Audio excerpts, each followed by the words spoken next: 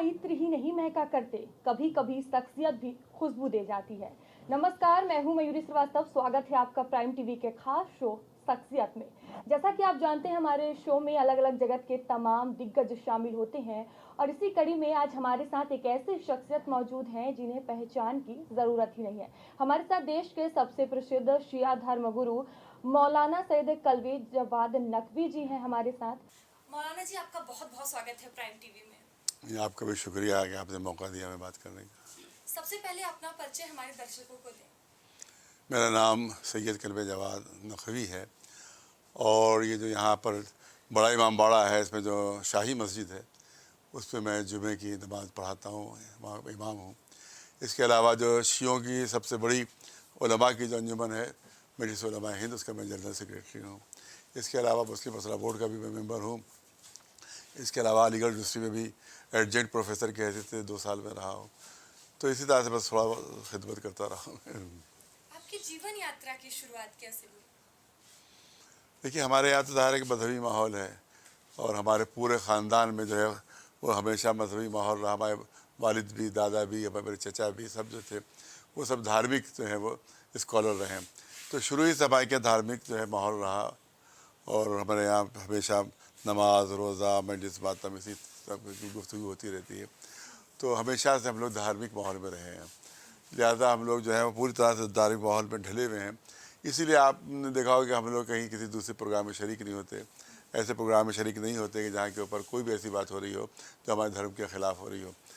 लिहाजा इसी वजह से ज़रा सा हम लोग लिमिटेड रहते हैं और हर प्रोग्राम में आपको सिर्फ धार्मिक प्रोग्राम जो होते हैं उसी में हम लोग शरीक होते रहते हैं। और उसके अलावा पढ़ाई भी हमारे पहले तो हमारे फादर ने हमारे घर में हमको पढ़ाया। उसके बाद यहाँ का एक मदरसा सुल्तान मदारिस है, इस पर हमने तालीम हासिल की। उसके बाद वहाँ तालीम हासिल करने के बाद लखनऊ यूनिवर्सिटी में हम गए, तो लखनऊ यूनिवर्सिटी में भी हमने वहाँ पर बीए किया वहाँ पर। उसके बाद फिर वहाँ पर एमए इंग्लिश में किया। फिर हम अलीगढ़, मेरे फादर अलीगढ़ में डीन हो गए वहाँ पर, शिया फैकल्टी के वहाँ डीन हुए, तो हमको वहाँ जाना पड़ा। तो वहाँ भी हमने फिर पर्शियन में एमए किया, फिर इंग्लिश में ही हमने एमफिल किया। और एमफिल कर ही रहे थे कि उसी वक्त हमारे फादर का देहांत हो गया एक एक्सीडेंट में। तो अब ये हमारे लिए सबने तय किया कि हम फिर अपनी धार्मिक पढ़ाई के लिए ईरान जाएँ। तो उसके बाद हम ईरान गए। ईरान में तकरीबन 12-13 साल हमने धार्मिक पढ़ाई हासिल की। उसके बाद अब यहाँ आकर फिर अपने कम्युनिटी की खिदमत कर रहे हैं, अपने धर्म की खिदमत कर रहे हैं, अपनी शिया कौम की खिदमत कर रहे हैं, मुसलमानों की खिदमत कर रहे हैं। यही हमारा पूरा सफ़र पूरा हमारा यही है। जैसे कि अभी आप धर्म गुरु हैं, बहुत ही जिम्मेदारी वाला पद है, इसकी शुरुआत कैसे हुई? इसकी शुरुआत इस तरह से हुई कि हम तो इंग्लिश लाइन में चले गए थे और एमफिल हमने शुरू कर दिया था। एमफिल पास भी कर लिया था और पीएचडी के वहाँ हमारा सिर्फ 1 साल रह गया था इंग्लिश में पीएचडी का। उस वक्त हमारे फादर के एकदम से एक एक्सीडेंट में उनका देहांत हो गया। जा रहे थे वो नसीराबाद से इलाहाबाद जा रहे थे, तो वहाँ पर एक्सीडेंट हुआ। तो अब सब हमारे जितने बुज़ुर्ग थे, हमारे चचा और जितने, सब ने तय किया कि अब तुमको इंग्लिश लाइन छोड़ के इसी लाइन में आना होगा।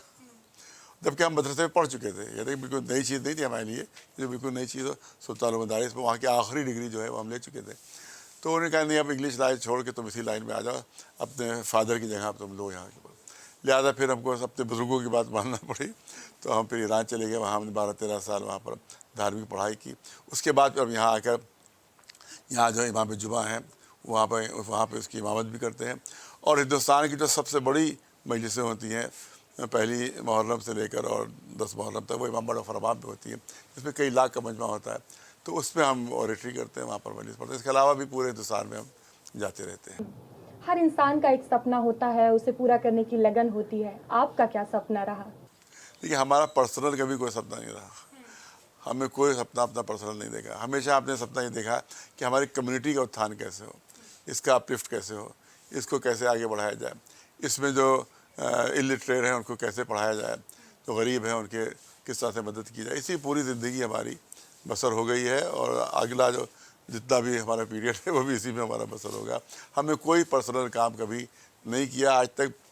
यहाँ तक के लोग जो जाते हैं किसी बड़े स्कूल में तो सिफारिश लेकर जाते हैं, मतलब किसी मिनिस्टर की सिफारिश, किसी की सिफारिश।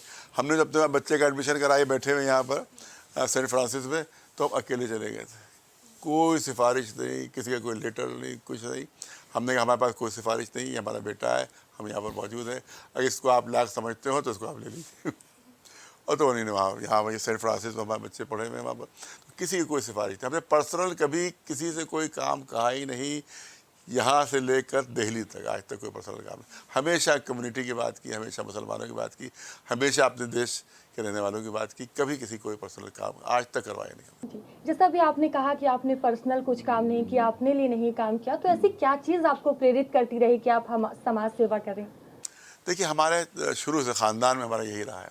हमारे फादर ने पूरी ज़िंदगी अपनी सेवा में बसर कर दी, हमारे दादा ने, हमारे पूरे जितने पूर्वज थे सब ने अपनी ज़िंदगी जो है समाज सेवा में बसर की। तो वही चीज़ हमारे खून में आई है। लिहाजा हम कभी भी कहीं भी नाइंसाफ़ी होती है, कहीं भी अत्याचार होता है, तो फिर हम बेचैन हो जाते हैं। फिर हम ज़रूर अपनी बात रखते हैं और ज़रूर बोलते हैं उसके ऊपर। अब वो अत्याचार यहाँ शियों पर हो, चाहे हिंदुओं पर, चाहे सुन्नियों पर, चाहे मुसलमानों, चाहे किसी पर हो, फिलिस्तीन पर अत्याचार होता है, हम यहाँ प्रोटेस्ट करते हैं। बर्मा में, म्यांमार में जो है वो वहाँ पर अत्याचार, हमने यहाँ प्रोटेस्ट किया। इसी तरह से पाकिस्तान में क्रिश्चियन पर जो अत्याचार हुआ था, हमने यहाँ प्रोटेस्ट किया उसके ऊपर। ये नहीं कि खाली मुसलमानों के लिए। तो जहाँ भी अत्याचार होता है तो हमारा दिल बेचैन हो जाता है, फिर हम उसके खिलाफ ज़रूर आवाज़ उठाते हैं। यहाँ भी शियों के ऊपर पाबंदी लगा दी गई थी। 20 साल तक मुहर्रम के जुलूस बंद रहे थे, तो 20 साल तक मुसलसल जेल जाते रहे। यहाँ हर साल हम लोग प्रोटेस्ट करते थे, पुलिस अरेस्ट करती थी, जेल भेज देती थी। कितना जेल हमने काटा है वहाँ पर, टोटल अगर किया जाए, उसको जोड़ा जाए तो 1.5-2 साल निकल आएंगे जो जेल में हमने गुजारे। तो काहे के लिए गुजारे? अपने पर्सनल कोई पर्सनल काम था नहीं, अपनी कम्युनिटी का काम था, इसलिए हमको जो अब वक्फ जो है ट्रस्ट है, उनके लिए हम काम कर रहे हैं। उसके लिए पता नहीं कितने हमको सख्तियाँ बर्दाश्त करना पड़ रही है, कितनी ज़्यादा दुश्मनियाँ बर्दाश्त करना पड़ रही है, लेकिन हमने अल्लाह का शुक्र है बहुत बड़ी बड़ी कामयाबियाँ अल्लाह की मदद से हासिल की। बड़े बड़े इमाम बाड़े हमने जो है वो आज़ाद करवाए दूसरे लोगों से जो माफिया कब्जा किए हुए थे। बहुत बड़ी ज़मीन है, तकरीबन 20 बीघे ज़मीन है सज्जाद आलम नगर में, वो हमने आज़ाद करा के सब गरीबों को दे दी, वहाँ गरीब लोग रह रहे हैं। इसी तरह से दिल्ली में अहमद पटेल साहब और जिनके लोग साहब, बहुत से लोग कब्ज़ा किए हुए थे वहाँ एक बहुत बड़ी ज़मीन के ऊपर, जोरबाग में जो हार्ट ऑफ द सिटी है, वो हमने 10 साल उसके लिए लड़ाई लड़ी। हमारी कोई पर्सनल जायदाद नहीं थी, ना हमको मिलने वाला थी, ना हमारा कोई फ़ायदा होने वाला था उससे। 10 साल हमने लड़ाई लड़ के उसको आज़ाद करवाया है। आज वहाँ बेहतरीन लोग रह रहे हैं, बेहतरीन वहाँ पर काम हो रहे हैं, बेहतरीन अच्छे काम हो रहे हैं सब, और सब पब्लिक के लिए हो रहे हैं, हमारे लिए एक ज़्यादा भी काम नहीं हो रहा। तो हमारे खून में यही बात आई है कि हम जो है वो पब्लिक के लिए काम करें। हमारे पूर्वज यही करते रहे और हमने भी वही काम तक किया, और आइंदा भी हमारे बच्चे भी अल्लाह ने चाहा तो यही सब करते रहेंगे। आज आप एक अच्छे मुकाम पे हैं और किसी अच्छे मुकाम पे पहुंचने के लिए संघर्ष करना पड़ता है। आपके जीवन में कौन-कौन से संघर्ष हैं? पूरी ज़िंदगी हमारे संघर्ष ही पर है, क्योंकि हमने अपने वालिद मौलाना कल्बे आबिद साहब, उनके साथ रह के संघर्ष किया है। कर्फ्यू लगा रहता था, हम लोग कर्फ्यू में बाहर निकलते थे उसमें, उसके बाद जाके अपनी कम्युनिटी की मदद करते थे। कोई नहीं निकलता था, कोई मौलाना बाहर नहीं निकलता था, कोई धर्मगुरु बाहर नहीं निकलता था। हमारे फादर होते थे, हम उसमें स्टूडेंट थे, हम उनके साथ साथ बाहर निकलते थे। लाठियाँ चल रही हैं हर तरफ, इस तरह से मारा जा रहा है, इधर हो रहा है, तो उसमें उसके बाद फिर उनका देहांत हो गया, तो फिर हमारे पास जिम्मेदारी आ गई। फिर हमने अपना प्रोटेस्ट शुरू किया। प्रोटेस्ट शुरू करके 97 में जब इनकी हुकूमत थी मायावती जी की, तो यहाँ कर्फ्यू लगा दिया गया। हम लोग सब घरों से बाहर निकल आए, 40-50 हज़ार लोग। उन्हें हमको अरेस्ट करके NSA में ललितपुर जेल भेजा, ललितपुर जेल में भेजा, NSA में बंद करके, नेशनल सिक्योरिटी एक्ट में बंद किया था मुझे, और ललितपुर जेल भेजा था। और ऐसी बैरिक थी कि जिसमें छत नहीं थी, वो एबंडेंट थी, वो लिखा हुआ था उस पर एबंडेंट, और छत नहीं थी, उसके अंदर हमको रखा था। जब बारिश होती थी तो पूरा हम भीग जाते थे वहाँ के ऊपर, लेकिन 12-13 रोज हमको रखा। लेकिन पूरे इंडिया में इतना प्रोटेस्ट हुआ, बल्कि बाहर के मुल्कों में प्रोटेस्ट हुआ कि NSA में जिसमें 6 महीने तक ज़मानत नहीं होती है, उन्हें 13 दिन में हमें छोड़ना पड़ा। पूरी दुनिया में कई मुल्कों में प्रोटेस्ट हुआ, पूरे इंडिया में प्रोटेस्ट हुआ। ये 97 के बाद है। उसके बाद से हमारे जुलूस आज़ाद हुए, तो हमने अपनी कुर्बानियाँ देकर, अपनी मेहनत करके जेल में जाके हमने अपने जुलूसों को आज़ाद करवा लिया। किसी भी जब हम काम को करते हैं तो तमाम चुनौतियां आती हैं, जैसा अभी आपने बताया कि आप जनता के लिए काम कर रहे हैं, समाज के लिए काम कर रहे हैं। कितनी चुनौतियां आती हैं इन सब काम करने? देखिए, इसमें मुसलसल चुनौतियाँ ही चुनौतियाँ हैं, और कुछ है ही नहीं इसमें सिवाय चुनौतियों के और कुछ नहीं। जिस वक्त पाबंदी लगी थी, तो वहाँ भी एक सेक्ट है, उससे पाबंदी लगवाई थी, तो बहुत पावरफुल सेक्ट है, और सऊदी अरब की फुल सपोर्ट जो गल्फ़ के मुल्क है उनकी फुल सपोर्ट वहाबी सेक्ट को यहाँ हासिल है, और गवर्नमेंट भी उन्हीं के साथ थी। तो पूरी गवर्नमेंट से हमारी लड़ाई लड़ी है। यहाँ तक कि अभी देखिए आपको यहाँ पर एक बोर्ड हमारे घर के अंदर रखा हुआ है, घर के बाहर बोर्ड लगा दी। जब हमने ऐलान किया था कि सुबह हम सब निकलेंगे और कर्फ्यू तोड़ेंगे उसको, और ये इलीगल जो पाबंदी है उसको तोड़ेंगे, तो यहाँ नगर निगम की तरफ से यहाँ पर बोर्ड लगाया गया था सड़क पर कि इससे पीछे की जितनी भी ज़मीन है वो सब के सब नगर निगम की एलडी की ज़मीन है, और हमारे बुलडोज़र चल चुके हैं इसको तोड़ने के लिए। तो उसमें ये घर भी शामिल था उसमें, कि हमने कहा घर तोड़ दो, हमारा जो करना कर दो, लेकिन हम पीछे नहीं हटेंगे। और आखिर में वही पीछे हटे, हम पीछे नहीं हटे, हम पीछे नहीं हटे। इसी तरह से कितनी मरतबा उन्हें जेल भेजा, कितनी मरतबा लाठियाँ चलाई गई, कितनी मरतबा हमारे रिश्तेदारों को जेल भेजा गया, सबको जेल भेजा गया, लेकिन हम पीछे नहीं हटे।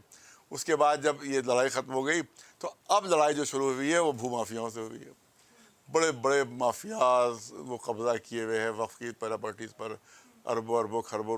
एक सज्जादिया वक्फ़ है जिसको हमने आज़ाद कराया, बहुत बड़ा एक भूमाफिया उसका कब्ज़ा था, जिसके पर 40 मर्डर के मुकदमे चल रहे थे। यानी मर्डर करना उसके बाएं हाथ का खेल था। हमने उससे छीनी ज़मीन, वो हमने उससे छीनी है वो ज़मीन, तब जाके वहाँ पर शियों को हमने आबाद किया है। इसी तरह से ये सिब्तनाबाद है, ये जो वो एक था ग्रुप, बहुत बड़ा माफिया ग्रुप था, उसने ख़रीद लिया था किसी शिया से। वो हमने फिर उसके बाद प्रोटेस्ट करके उस सिब्तनाबाद के इमाम बाड़े को आज़ाद कराया, कि जो बहुत से शियों ने देखा भी नहीं था कि वो इमाम बाड़ा है। अब देखिए कितना खूबसूरत इमाम बाड़ा वहाँ बनकर आया है। यानी ये आसवी इमाम बाड़े के बाद सबसे बड़ा इमाम बाड़ा वो है जो शियों के पास नहीं था। ये 10-12 साल पहले हमने उसको लड़ के आज़ाद करवाया। वो भी भूमाफियाओं के कब्जे में था। बड़े बड़े वो जो है जो कत्ल करने में एक्सपर्ट थे, मारने में एक्सपर्ट थे उसको। इसी तरह से नाम हम नहीं लेंगे, एक बहुत बड़े माफिया जो अभी जेल में है, यहाँ पर था हजरतगंज में एक बहुत बड़ी बिल्डिंग बना रहे थे वो, और उसको बेच रहे थे, वो वक्फ की ज़मीन थी। हमने पूरा हजरतगंज जाम कर दिया कि जब तक कि वो बिल्डिंग आज़ाद नहीं की जाएगी और जब तक कि उसको छोड़ा नहीं जाएगा हम हजरतगंज से नहीं उठेंगे। सुबह को बैठे थे, शाम को 6 बजे आर्डर आ गया कि हाँ वो हमने वापस ले लिया ज़मीन। तो हमने तो चुनौतियाँ और पूरे संघर्ष से पूरी ज़िंदगी हमारी गुजर गई। समझ लीजिए कि 40-42 साल हमको गुजर गए हैं सिर्फ संघर्ष करते हुए। तो जैसा अभी आपने बताया कि आपने देश के लिए, जनता के लिए बड़ी बड़ी लड़ाइयाँ लड़ी हैं और लड़ भी रहे हैं, तो कोई ऐसा बेहतरीन किस्सा जो आप प्राइम टीवी के जरिए दर्शकों से साझा करना चाहेंगे? वो तो जो आपको याद हो, सबसे बेहतरीन हो आपके जीवन का। और हमारे दोस्त हैं एक मौलाना जो थे, वो भी हम जो गए तो लोग पब्लिक ने जोर डाला उनके ऊपर कि आप भी जाइए भाई, मौलाना गए तो पब्लिक तो जोर, तो मौलाना भी जेल चले गए। अच्छा, अब हम गए थे ललितपुर, तो वो उन्हीं ने कहा कि भाई मुझे भी ललितपुर भेजा जाए और हेलीकॉप्टर से भेजा जाए।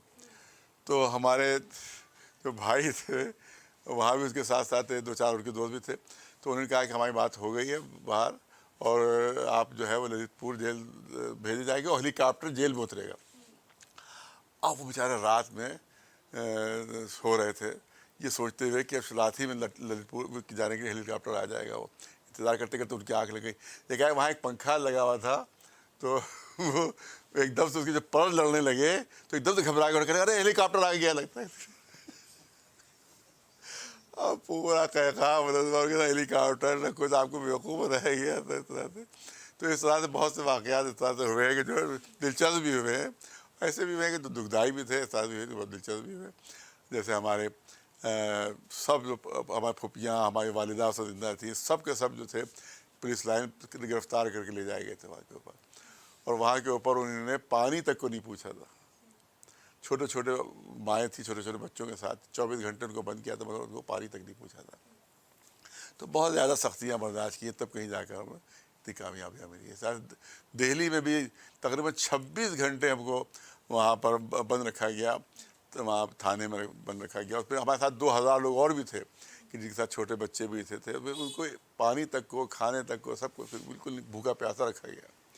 यहाँ तक कि रात में बहुत ठंडक थी बहुत, और हम एक ऐसी तरह के पहने हुए थे, तो बहुत वो गिर रही थी ओस गिर रही थी, तो पूरा बदन हमारा भीग गया। तो आप यकीन करें कि बिल्कुल सुबह जब उठे हैं तो सर्दी से काँप रहे थे, बिल्कुल बिल्कुल काँप रहे, सब बच्चे छोटे छोटे। लेकिन उन्हीं ने, पुलिस वालों अंदर बैठे हुए थे, हम लोग बाहर सहन में उन्हीं ने हमको रखा था। इन्हीं कुर्बानियों की वजह से अल्लाह ने हमें कामयाबियाँ दी हैं, क्योंकि बग़ैर कुर्बानी के कोई कामयाबी नहीं मिलती अल्लाह की तरफ। तुम कुर्बानी दोगे तो हम तुम्हें कामयाबी देंगे। ये हमारी कुर्बानियाँ थी और हमारी कौम की कुर्बानियाँ थी, कौम के बच्चों की कुर्बानियाँ थी, लेडीज़ की कुर्बानियाँ थी। इसकी वजह से हमें अल्लाह का शुक्र है कि अल्लाह ने इतनी कामयाबी हमें दी है। अपने सियासी घटनाक्रम के बारे में क्या कहना चाहेंगे?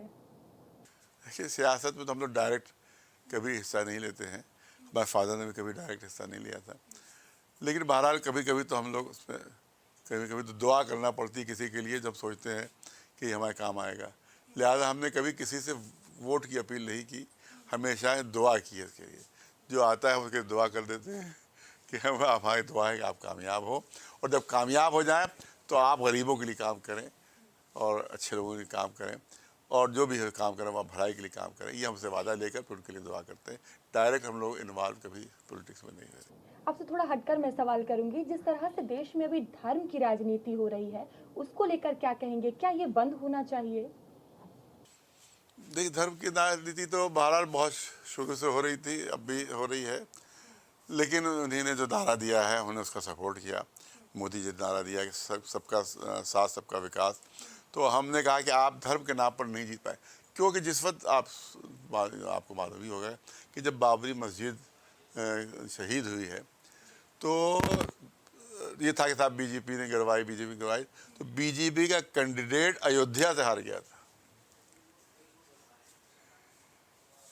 बीजेपी का अयोध्या से हारा था। हमने मोदी जी से कहा कि धर्म के नाम पर आप यहाँ पर हुकूमत नहीं कर सकते हैं, सिर्फ विकास के नाम पर, आपस में मेल मिलाप के नाम पर, आपस में मोहब्बत के नाम पर आप यहाँ हुकूमत कर सकते हैं। उसके बाद उनका नारा आया था कि सबका साथ सबका विकास। उसी बुनियाद पर ही उनको कामयाबी मिली है, धर्म की बुनियाद पर नहीं मिली। धर्म जो है, ज़ाहिर है कि वो सिर्फ वक्ती तौर के ऊपर इंसान के जज्बात जो है भड़क जाते हैं, लेकिन जब देखता है कि सड़कें टूटी हुई हैं, जब ये देखता है कि भूख है, जब देखता है कि तमाम चीज़ें इतनी महंगी हो गई, तो वो सब धर्म भूल जाता है। फिर उसके बाद उसको सिर्फ विकास याद रहता है। लिहाजा अगर भी किसी को हुकूमत करना है और हुकूमत आगे चलाना है, तो उसको सिर्फ मोहब्बत और विकास, यही दो चीज़ें हैं जिसकी बुनियाद पर उसकी हुकूमत चल सकती है। मौलाना जी, जो इस समय देश में चर्चा का विषय बना हुआ है, यूसीसी समान नागरिक संहिता, इसको लेकर क्या कहना चाहेंगे? देखिए, अभी तो हमने अभी इंटरव्यू दिया था, हमने कहा कि अभी तो मालूम ही नहीं कि वो है क्या चीज़। अभी तो उसका कोई ड्राफ्ट नहीं आया है कि क्या क्या चीज़ें उसमें शामिल हैं और कौन कौन चीज़ें जो हैं उसमें रखी जाएगी। अभी उसमें, और दूसरी चीज़ ये आ रही है उसमें कि साफ फुला को एग्जाम किया जाएगा, फुला को एग्जाम, जब उसमें है 44 आर्टिकल में यह है कि पूरे हिंदुस्तान के एक कानून होगा, तो आप एग्जाम नहीं कर सकते किसी को। आप कह रहे हैं सिख एग्जाम हो जाएंगे, आप कह रहे हैं कि जो कबीले वाले हैं वो सब एग्जाम हो जाएंगे, जो है वो एग्जाम। जब एग्जाम हो गए तो एक कानून कहाँ रहा? जब आप उनको एग्जाम कर रहे हैं तो मुसलमानों को एग्जाम कीजिए। एक को अगर आप एग्जाम करेंगे तो फिर दूसरे को भी एग्जाम करना पड़ेगा आपको, वरना आपका फिर कोई कानून ही नहीं फिर तो यही हमारा कहना है कि आप एग्जाम कर रहे हैं, उसके बाद कह रहे हैं पूरे मुल्क का एक कानून, तो ये कहा कि तो मजाक हो गया, ये तो मजाक हो गया। फिर दूसरी चीज़ ये कि जब ये है कि यहाँ के ऊपर वो भी हमारे कॉन्स्टिट्यूशन में कि हर एक को अपने धर्म के लिहाज से ज़िंदा रहने का और ज़िंदगी बसर करने का हक़ हासिल है, तो वो हक़ सबको मिलना चाहिए, वो सबको मिलना चाहिए। ये ज़बरदस्ती थोपना नहीं चाहिए किसी के ऊपर कि कोई कानून पे ज़बरदस्ती नहीं थोपना चाहिए, बल्कि जो जिस धर्म का है, खुद हिंदुओं में भी इतने ज़्यादा धर्म है, आपस में इतने ज़्यादा डिफरेंसेस है कि उन्हीं में एक कानून नहीं बन सकता है, उन्हीं में कानून नहीं बन सकता है। तो अब जब उन्हीं में कानून एक नहीं बन सकता है, सिख अलग है, उनके लिए आप एक कानून कैसे बना देंगे? और इसी तरह से आप देखें वहाँ मद्रास की तरफ चले जाइए, इधर चले जाइए, वहाँ भी हिंदू रहते हैं, लेकिन उनका कानून यूपी वालों से बिल्कुल अलग है, उनका हिंदुत्व बिल्कुल अलग है। तो फिर कैसे ये कानून बन सकता है? तो जैसा चल रहा है वैसे ही चलते दिया जाए, यही हमारा कहना है। जाते जाते प्राइम टीवी के माध्यम से हमारे दर्शकों को क्या कहना चाहेंगे आप? दर्शकों के लिए हमेशा यही पैगाम दिया है कि भाई अगर हिंदुस्तान को आगे बढ़ना है, तरक्की करना है, तो हिंदुस्तान जो है वो एक बंच ऑफ फ्लावर्स है, एक गुलदस्ता है। कि जिसमें अलग अलग तरह के फूल हैं और वो मोहब्बत की डोरी से बंधा हुआ है, हिंदुस्तान की मोहब्बत की डोरी से बंधा हुआ है। लिहाजा इस गुलदस्ते को ख़त्म नहीं होना चाहिए जिसमें सब अलग अलग फूल हैं। तो एक फूल नहीं, अलग अलग फूल हैं। किसी फूल का नाम हिंदू है, किसी फूल का नाम मुसलमान है, किसी फूल का नाम जैन है, कोई सिख है, कोई ईसाई है। ये अलग अलग फूल हैं जो वतन की मोहब्बत की डोरी से बंधे हुए हैं। लिहाजा इस गुलदस्ते को टूटना नहीं चाहिए, इसको ख़त्म नहीं होना चाहिए। ये सब आपस में मिलकर ही अच्छे लग रहे हैं। ये बिखर जाएंगे तो फिर अच्छे नहीं लगेंगे। इधर बिखरेंगे, उधर उनकी पत्तियां बिखर जाएंगी और फिर वो फूल ख़त्म हो जाएंगे। लिहाजा हम तो ये चाहते हैं कि इसी तरह से बंच, इसी तरह से ये जो गुलदस्ता है वो बना रहे, इसमें हर तरह का फूल हो और हर बाग का फूल हो, हर चमन का फूल हो इसमें। मौलाना जी, बहुत बहुत धन्यवाद आपका हमसे जुड़ने के लिए। बहुत शुक्रिया। तो शख्सियत में मुलाकात हुए मौलाना सैयद कल्बे जवाद नकवी जी से आगे फिर एक नई शख्सियत के साथ आपसे मिलेंगे। तब तक के लिए बने रहिए प्राइम टीवी के साथ। नमस्कार।